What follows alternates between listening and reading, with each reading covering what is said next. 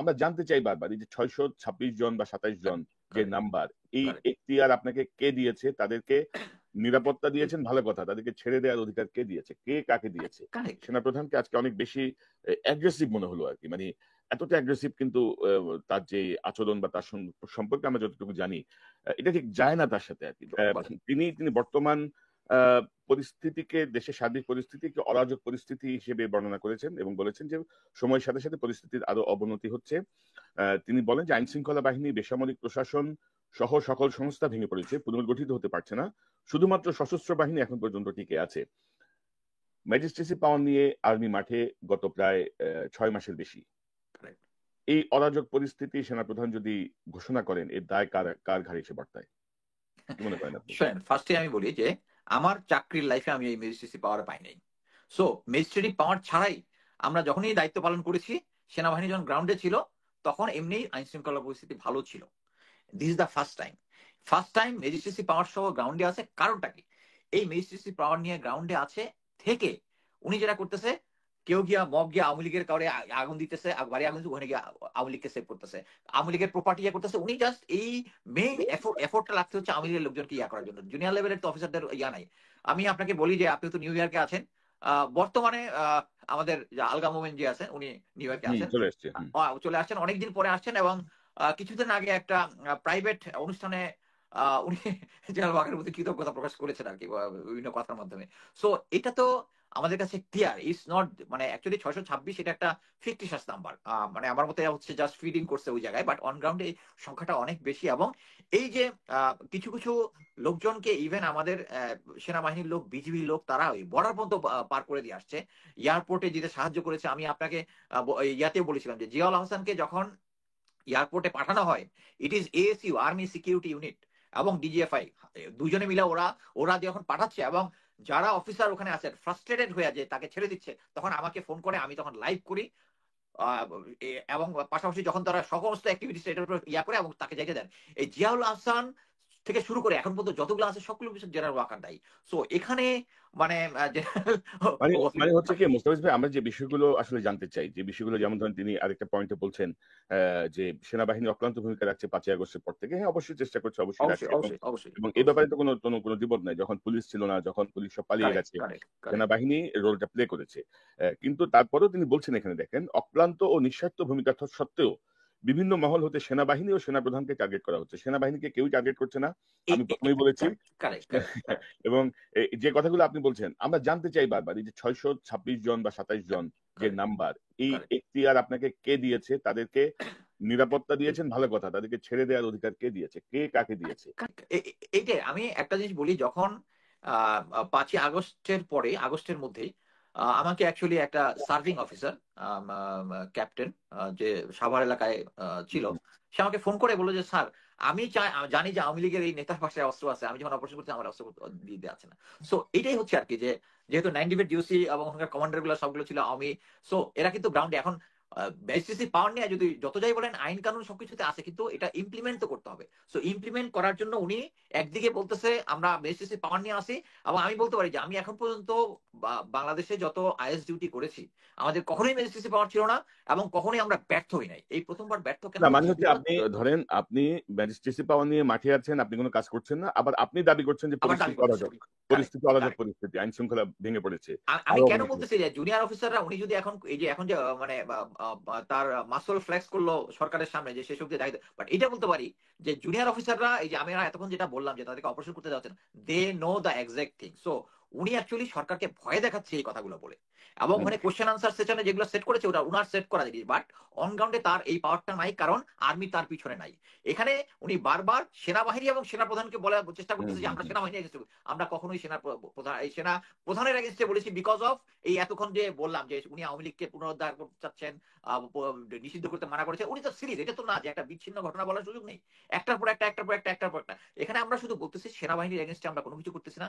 সেনাবাহিনী এখনো যে মেইন ফোর্স যেটা আছে উপরের দিকে 30-35 জন ছাড়া সবাই কেউ ইন্ডিয়ার হেজিমনি চায় না। এই যে মনে করে যে আমি আমার কয়েকটা সত্যি বলছি, 24 ডিভের জিওসি নতুন জেনারেল মুশফিক গিয়ে প্রথমেই সে যে ফেনী ওখানে যে শেখ হাসিনা যে ব্রিজটা দিয়েছে ওখানে গিয়ে ওখানে ডিফেন্স সিস্টেমটা ফাইনাল করেছে, করে রিকমেন্ড করেছে ওখানে যে ইন্ডিয়ার জন্য যে যে জায়গাটা দিয়েছিল, এটা তো ইন্ডিয়া অ্যাকচুয়ালি তার মিলিটারি স্থাপনা করতো ফিউচারে, এখন শুধু জাস্ট ব্যবসা বাণিজ্যের কথা বলে যে এটা তাদের ইপিজেড বলার চেষ্টা করছে, বাট ওই জায়গাটার মধ্যে একটা ব্রিগেড প্লাস স্ট্রেংথ করার চেষ্টা করছে, এটা কিন্তু করতেছে। মানে এটা হচ্ছে একজন বেসিক অফিসার কিন্তু তাই করবে।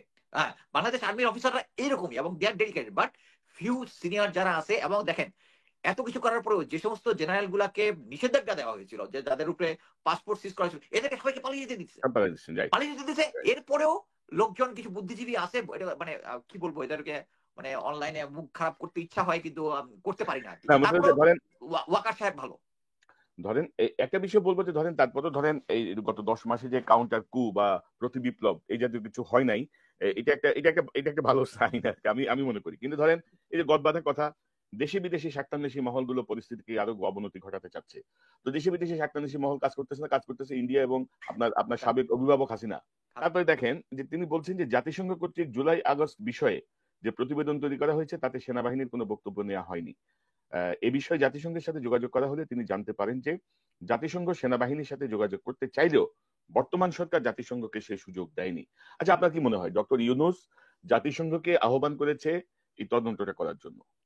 প্রথম পদক্ষেপ। জাতিসংঘ তার রিপোর্টে বলছে যে সেনাবাহিনী তাদেরকে রেসপন্ড করে নাই। তো সেনাবাহিনী বলতে পারতো যে ভাই আমরা করতে চাই, সরকার দেয় নাই আমাদেরকে, আমরা সরকারের তোমার সরকার থেকে পারমিশন নিয়ে আসি। এখানে অফিসারদের সামনে সে কিন্তু লাই করলো, একদম পিওর মিথ্যা কথা বললো। রিপোর্টের মধ্যেই বলা আছে সেনাবাহিনীর সাথে, এবং সেনাবাহিনীর সাথে একদম যোগাযোগ করে নাই তা না, কিছু কিছু অফিসার এবং কিছু কিছু কন্ট্রাক্টের সাথে তো তারা যোগাযোগ করেছে। কারণ আমি যেহেতু মানে এই টিমটা এখান থেকে যাওয়ার সাথে আমি কিছু কোঅর্ডিনেশন করে দিয়েছিলাম যে ইয়াতে, সো আমি ব্যাপারটা জানি, কিছু কিছু জানা আছে। তারা মানে জাতিসংঘ সেনাবাহিনীর অফিসিয়াল বক্তব্যটা পায়নি। হ্যাঁ, বুঝিনি, সেনাবাহিনীর অফিসিয়াল বক্তব্যটা পাইনি, অফিসিয়ালি সাপোর্ট করেন, হেল্প করে নাই। মানে সেনাবাহিনী তো কোনো সাপোর্টই করে নাই এখানে, এটা তো সেনাবাহিনী কোনো সাপোর্টই করে নাই, কোনো কিছু করে নাই। এবং পরবর্তীতে রিপোর্ট একটা জিনিস আমি আপনাকে বলতে পারি, এই যে টিমটা জাতিসংঘ থেকে গিয়েছিল, এখানে কিন্তু একজন কলকাতার দাদাবাবু ছিল কিন্তু ওই টিমের মধ্যে। হ্যাঁ, টিমের মধ্যে কিন্তু সে ইচ্ছা করলেই তো পারবে না, কারণ যারা আদার টিমের মধ্যে আরো অনেক অনেক অনেক আছে, এবং সবাই জানে যে ইন্ডিয়ার একটা ইন্টারেস্ট আছে। বাট ফাইনালি যদি ওইরকমই হইতো, যদি তারা যদি কোনো অনিয়ম করতো, ওই দাদাবাবু তো দাঁড়াই যেত যে ইউএন এখানে অনিয়ম করতেছে, অন্যায় ভাবে করতেছে। ওটা কিন্তু দাদাবাবু ছিল একজন, আমি নামটাও জানি, এখন বলবো না জিনিসটা।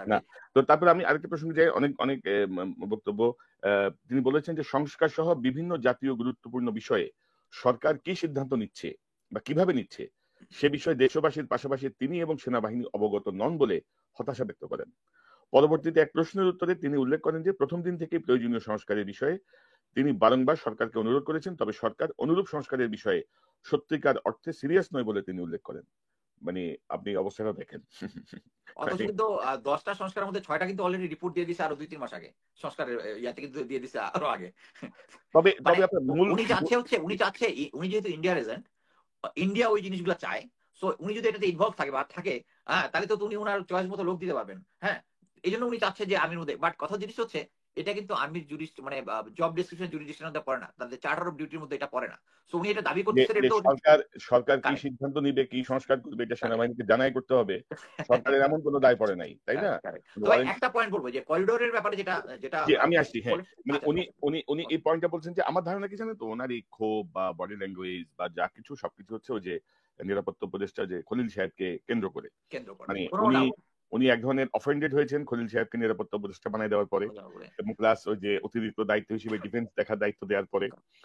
এবং মানবিক করিডোরের ব্যাপারটা নিয়ে একটু বলে তারপর আপনার কাছে আসি, যে উনি বলছেন যে মানবিক করিডোরের মধ্যে স্পর্শকাতর ঝুঁকিপূর্ণ সিদ্ধান্ত নেওয়ার এখতিয়ার বর্তমান সরকারের নেই বলে তিনি উল্লেখ করেন। তিনি বলেন শুধুমাত্র একটি নির্বাচিত রাজনৈতিক সরকারই যথাযথ পদ্ধতি অনুসরণ পূর্বক এরূপ সিদ্ধান্ত নিতে পারে। তিনি আরো বলেন যে করিডোর বিষয়ে সরকার কি ভাবছেন বা একটি জাতিকে প্রক্সি ওয়ারের দিকে ঠেলে দিচ্ছেন কিনা এই প্রশ্ন রাখেন, এবং তিনি স্পষ্ট ভাবে বলেন there will be no corridor. এই যে অডাসিটি, এই যে ধৃষ্টতা, মানে এটা কোনোভাবে সরকার কি সিদ্ধান্ত নিবে, আমি দিচ্ছি আপনাকে, সরকার কি সিদ্ধান্ত নিবে, এটা এই যে কথাটা বলা, এটা যে কত বড় অবাধ্যতা এবং এবং এবং এটা হচ্ছে আপনার প্রফেশনাল কোড অফ কন্ডাক্টের সুস্পষ্ট লঙ্ঘন।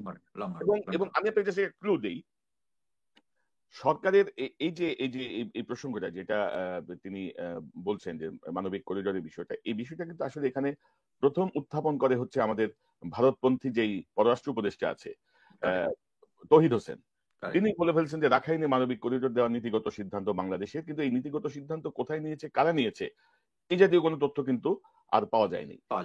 পরবর্তী দিনই অর্থাৎ এই তৌহিদ হোসেনের এই বক্তব্যের দিনই বা পরদিনই প্রেস সচিব বলেছেন যে রাখাইনে মানবিক করিডোর স্থাপন নিয়ে সিদ্ধান্ত হয়নি। অর্থাৎ এটা যে তৌহিদ হোসেনের যে রুট, সেই রুটের একটা অ্যাডভাইস থেকে যেটা হয়েছে এটা মোটামুটি ক্লিয়ার। আপনি একটু বলেন যে এইভাবে ধরেন মানবিক করিডোর বা এটা নিয়ে যদি আপনার আপত্তি থাকে, বিং এ আর্মি চিফ, যেহেতু যে পরিস্থিতি হোক আপনি একটা ঝুঁকি নিয়েছেন 5ই আগস্টে, আপনি কথা বলেন না কেন? আপনি কথা তো বলতে পারেন। যদিও কথা হয়েছে 3 বাহিনী প্রধান সহ উপদেষ্টার সঙ্গে ডক্টর ইউনূসের সাথে বৈঠক করেছেন, কিন্তু আপনি এইভাবে বলতে পারেন কিনা? আপনি একটু শুনি যে কোড অফ কন্ডাক্ট কি বলে। আচ্ছা, এখানে আমি একটা কথা বলি, সেটা হচ্ছে ওনার সাথে যে 3 বাহিনী সহ যে কনফারেন্সটা হয়েছিল, ওখানে কিন্তু এই মানবিক করিডোর নিয়ে কথা হয়েছে। ওখানে সেনাপ্রধান বলেছেন যে এই মানবিক করিডোর দেওয়াটা নিয়ে উচিত হচ্ছে আমাদের যারা স্টেক হোল্ডার তাদের সাথে একটা কনফারেন্স করা, করা। Where is his right? আমি মনে করি সরকারের এই করিডোর দেওয়ার ব্যাপারে আর্মির সাথে একটা আগে থেকে কথা বলে নেওয়া ঠিক আছে, decision will be taken by government. But কথা হচ্ছে এর পরবর্তীতে আমি যেটা শুনেছি, উনি বলেছে যে এটার বিষয়ে একটা স্টাডি আছে, লেফটেন্যান্ট জেনারেল শাহিন যে এনডিসির কমান্ডার, উনি একটা প্রেজেন্টেশন দিবেন, ওনারা শুনবেন। এটা দেওয়ার জন্য বোধহয় খলিলুর রহমান এবং প্রফেসর ইউসুফ করেছে কিনা আমি জানি না, বাট সরকারকে করবে এবং এটা নিয়ে একটা ডিসকাশন হবে এবং উনি ওটার পক্ষে বিপক্ষে কিছুই বলেন।